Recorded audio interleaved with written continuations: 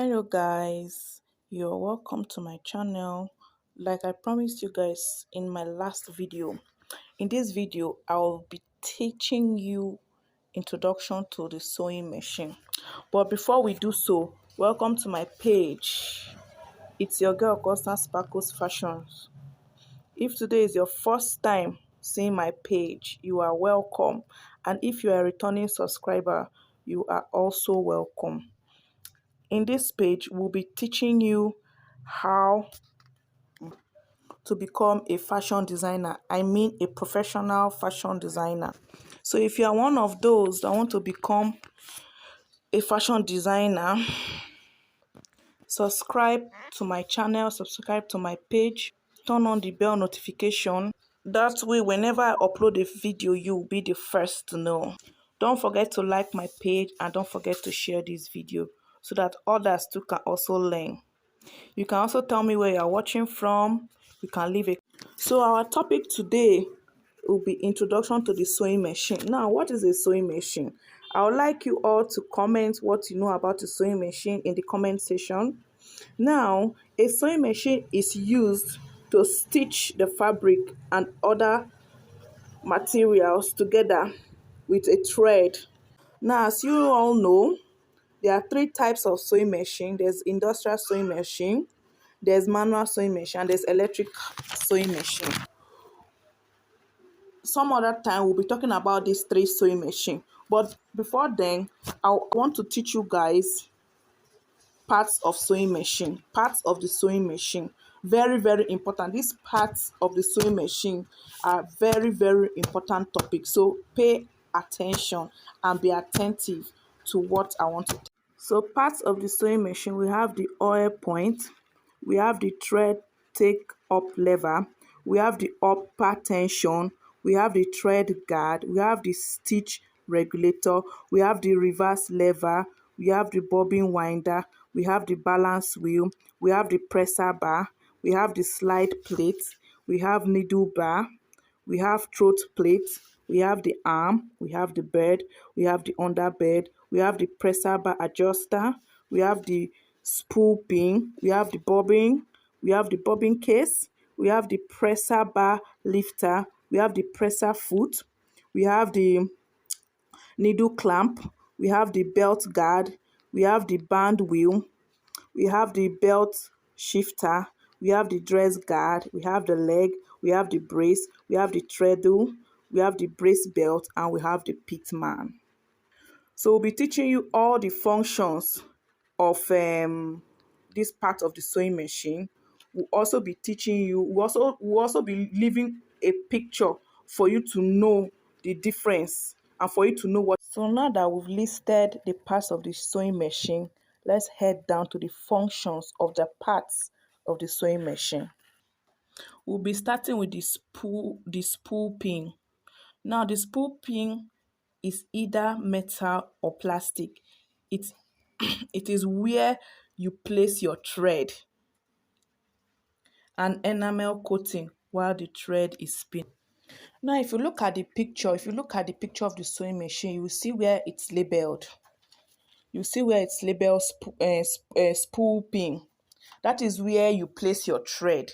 And you will see that round thing under. That is what they call the enamel. That thing helps to hold the thread while you are sewing. It helps to keep the thread firm on the spool pin. So that spool pin is really, really important in a sewing machine. So we'll be going to the next part of the sewing machine, which is the presser bar adjuster. Now, this presser bar adjuster, when you are sewing heavy or light fabric, you can use the presser bar adjuster to put more or less pressure on the fabric. This stops the fabric from pulling or helps the feed dog to pull the fabric through evenly for an even stitch.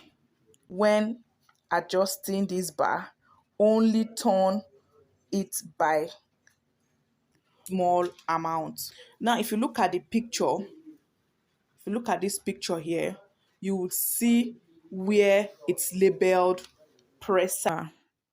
So you see that presser bar. To be able to adjust it, you just have to just wind it a bit, just small, because that is what will sit on the fabric.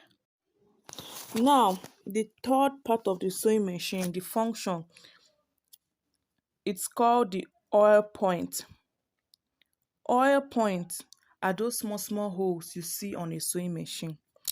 Sewing machine requires regular amount of oiling, depending on how often you use it.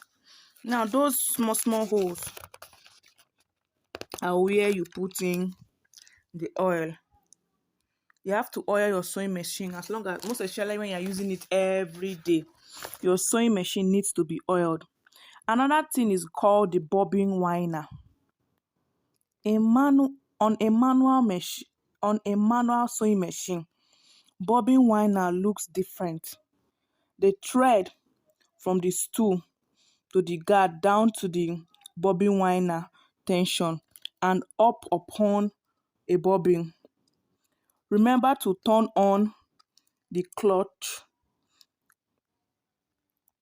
Release until it's loose to disable the needle bar before winding your bobbin. The bobbin winder is powered by the hand wheel as it spins the rubber wheel off the bobbin winder. So now the bobbin winder is used. You know the bobbin. The bobbin is that small thing that is under the machine where you put thread for the needle to pick when sewing.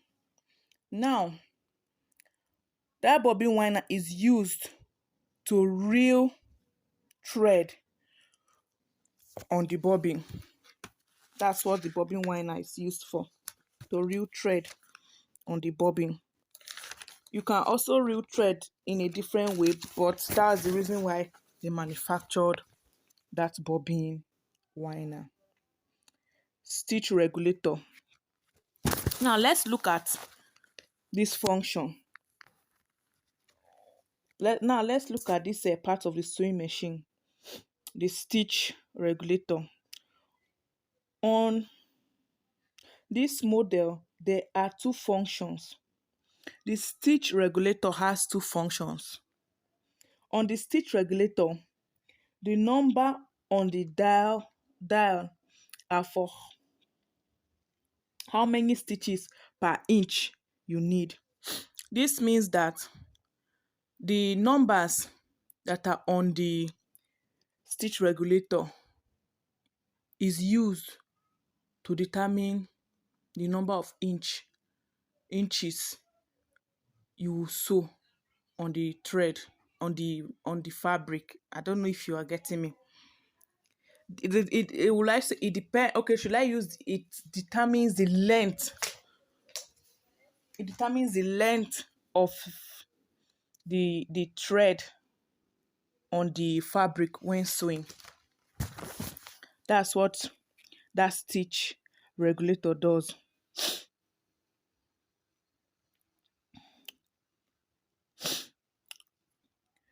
Where you direct the lever seat determines the number. To change, turn the knob screw on the left unit slightly loose and move it to the lever.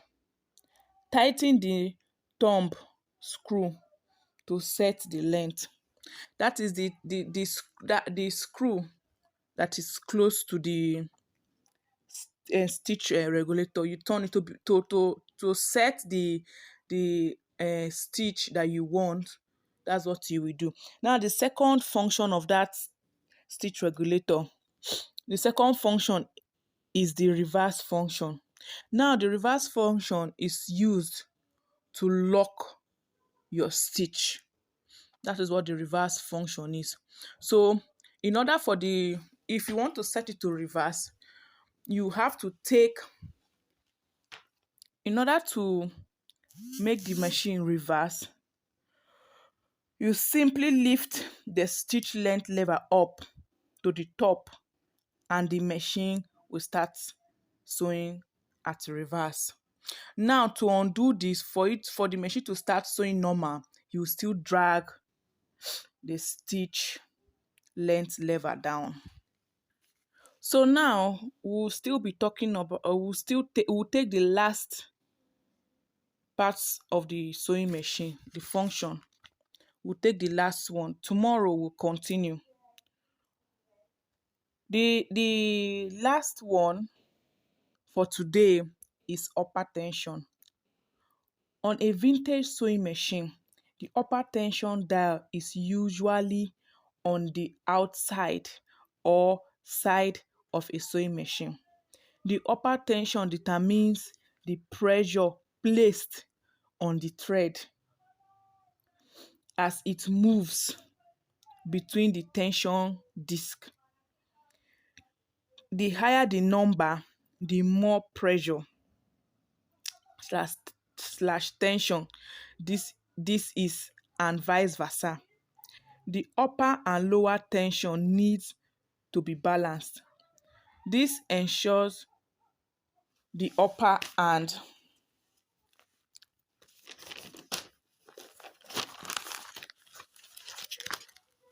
lower thread loop evenly in the middle of the fabric. This ensures a secure stitch. Now, so we have come to the end of today's teaching. So I would like you to follow me, follow my page, so that you'll be notified when I upload another video. And please give me a huge thumbs up and also share this video so that others too can partake on these free sewing lessons. Bye.